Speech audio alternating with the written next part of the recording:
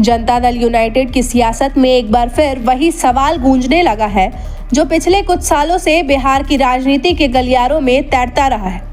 क्या अब नीतीश कुमार के बेटे निशांत कुमार की राजनीतिक एंट्री का वक्त आ गया है?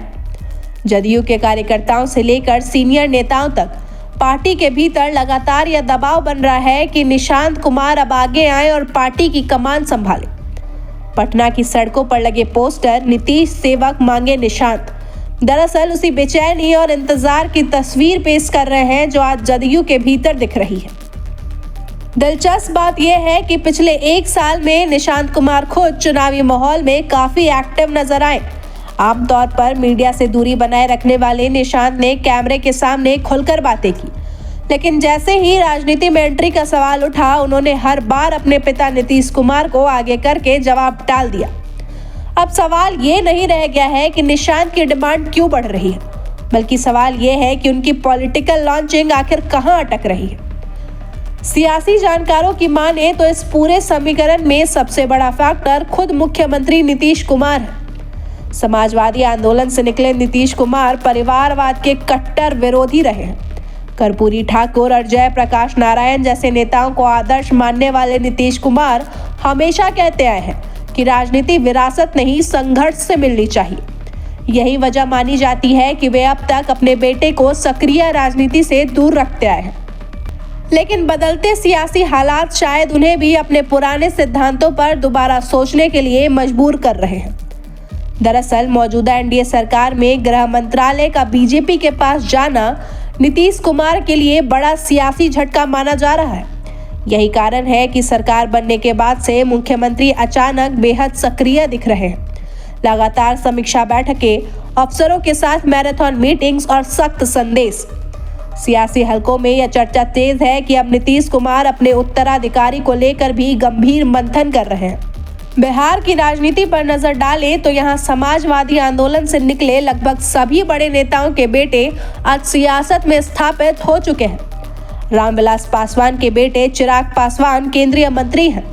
लालू प्रसाद यादव के परिवार के कई सदस्य सत्ता और विपक्ष में अहम भूमिकाओं में हैं।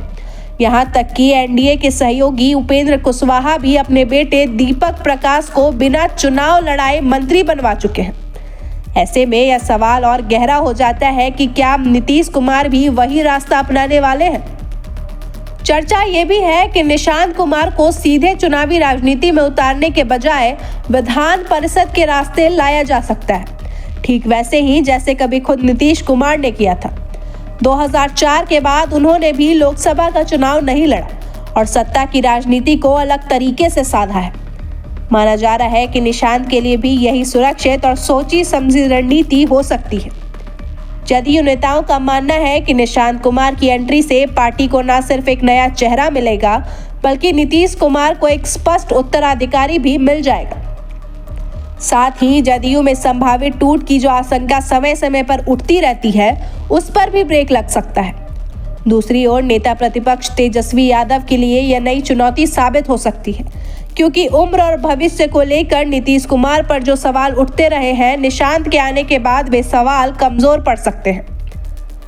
हालांकि इन तमाम कयासों के बीच अभी तक सबसे अहम बात यही है कि अंतिम फैसला निशांत कुमार के हाथ में ही छोड़ा गया है।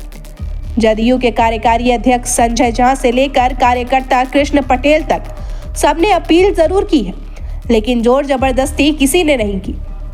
अब देखना यह है कि क्या निशांत कुमार अपने पिता की राजनीतिक विरासत को आगे बढ़ाने का फैसला लेते हैं या फिर नीतीश कुमार की राजनीति एक बार फिर परिवारवाद की लकीर को पार नहीं करेगी। फिलहाल बिहार की सियासत में एक नाम है निशांत कुमार, और उससे जुड़ा हर सवाल आने वाले दिनों में बड़े सियासी बदलाव की आहट दे रहा है। खबर का मतलब बवाल न्यूज। हमारे चैनल को सब्सक्राइब जरूर करें।